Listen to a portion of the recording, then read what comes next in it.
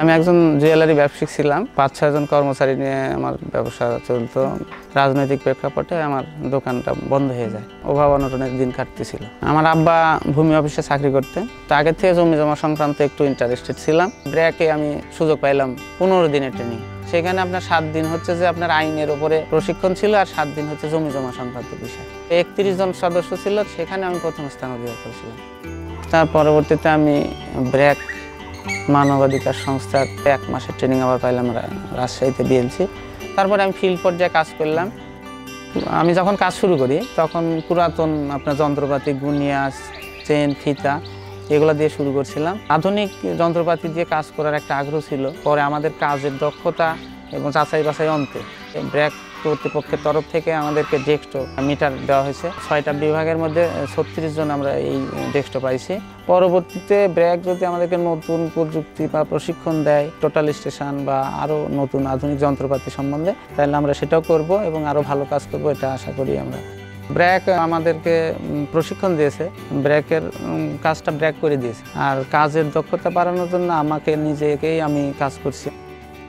জমি জমা মাপার সময় অনেকগুলো বিষয় মাথায় রাখতে হয়। দুইটা পক্ষ থাকে, অনেক সময় আপনার রাজনৈতিক প্রভাব থাকে, এই নিয়ে অনেক সময় মারামারি হয়, অনেক বড় রকমের দুর্ঘটনা, কেস কাছারি হয়ে যায়। তা আমরা চেষ্টা করি নিরপেক্ষতা মানে নকশার আলোকেই সঠিক বুঝ দিয়ে আমরা কাজ করি।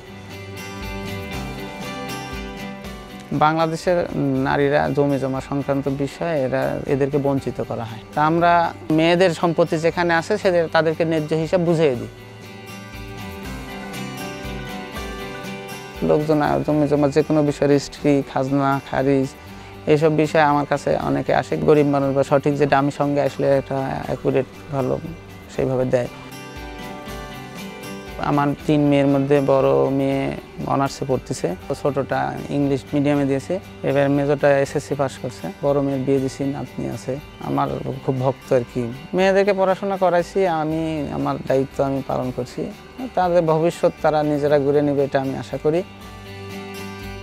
প্রত্যেকটা মানুষের জীবনে উত্থান পতন আছে। তা আমারও জীবনে এরকম একটা অবস্থান হয়েছে। তা আমি হাল ছেড়ে দিছিলাম না, আমি চেষ্টা করছি যে আরও কীভাবে এটাকে পেশাকে চেঞ্জ করে দিয়ে আমি অন্য পেশায় ঢুকে পড়ছি।